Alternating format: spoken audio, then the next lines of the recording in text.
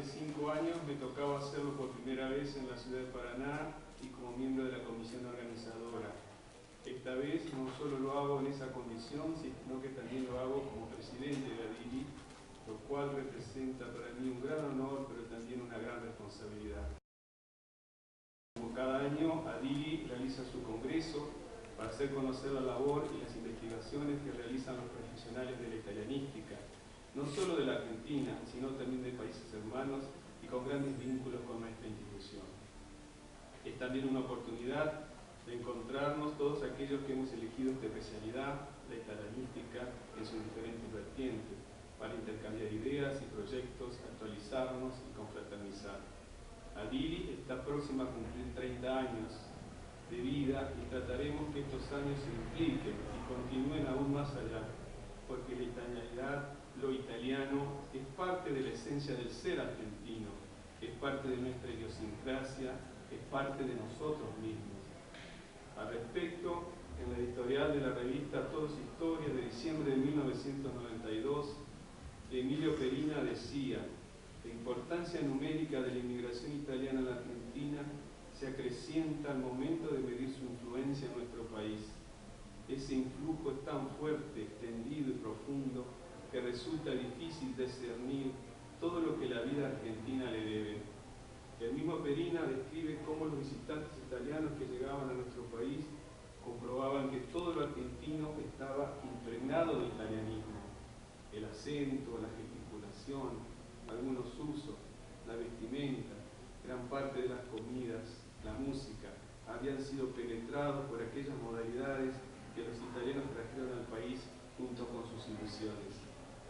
El mismo Félix Luna, en la misma revista, manifiesta cómo él, sin tener una gota de sangre italiana, cuando visitaba Italia tenía la sensación de estar en su casa.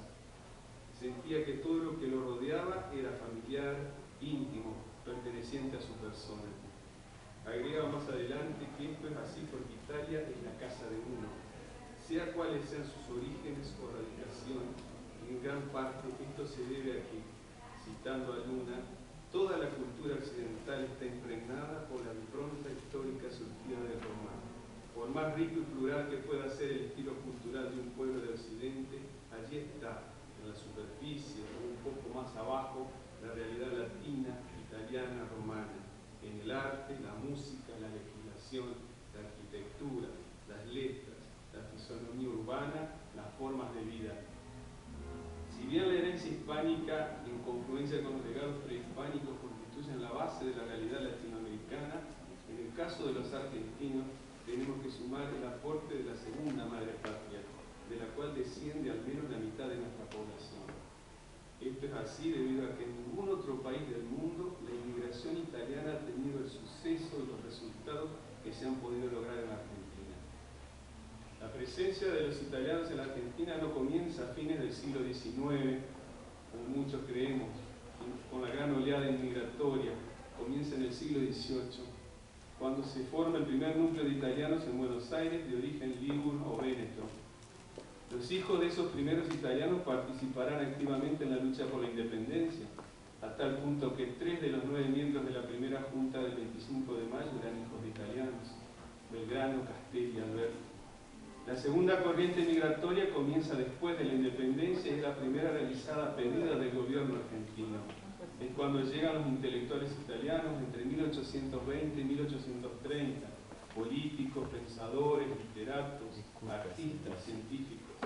Su influencia se hizo sentir en la organización de las universidades, en la construcción de edificios, en la difusión del gusto por las bellas artes, en la realización de grandes obras públicas y en la exploración del territorio argentino. A esta inmigración se suma una inmigración espontánea durante la primera mitad del siglo XIX, que hizo que al momento de realizarse el primer censo nacional en 1869, donde la Argentina solamente tenía una población de 1.877.000 habitantes, hubiera ya 210.000 extranjeros, y de esos extranjeros 71.000 eran italianos, constituyendo ya la mayor comunidad extranjera del país, duplicando a los españoles y a los franceses.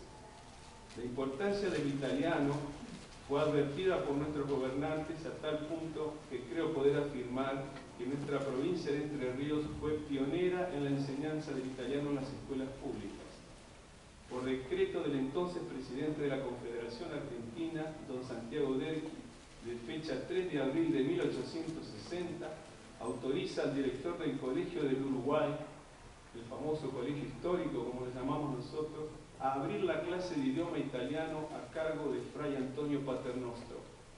En diciembre de ese mismo año, ya restablecida la provincia de Entre Ríos, tenemos que recordar que estuvo federalizada durante la presidencia de Urquiza, el entonces gobernador don Justo José de Urquiza, mediante decreto de fecha 15 de diciembre de 1860, reglamentaba los exámenes del Colegio Nacional del Uruguay, estableciendo la composición de las mesas examinadoras, donde se puede ver que en la segunda sección, denominada Estudios Profesionales, se incluyen las asignaturas Comercio, Francés, Inglés, Italiano y Geografía.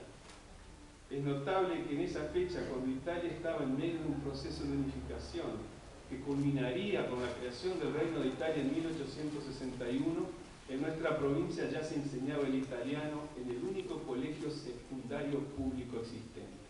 Italia no existía como nación y nosotros enseñábamos el italiano en nuestra provincia. Después comenzó la gran oleada inmigratoria, el aluvión inmigratorio que hizo que entre 1871 y 1890 ingresaran al país más de 1 millón de italianos, en un país donde la población no llegaba a 2 millones. Nos permite comprender lo que expresa Terina en su editorial de 1992. Estos italianos fueron los partícipes de la revolución agrícola del país, que los llevó a ser llamado en su momento el granero del mundo. La inmigración italiana continuó en los años siguientes, manteniéndose con intermitencia debido a las guerras mundiales hasta comienzos de los años 60. En un siglo ingresaron a la Argentina aproximadamente 3 millones de italianos, procedientes de todas las regiones. Traían sus oficios y constituyeron el núcleo dinámico del comercio.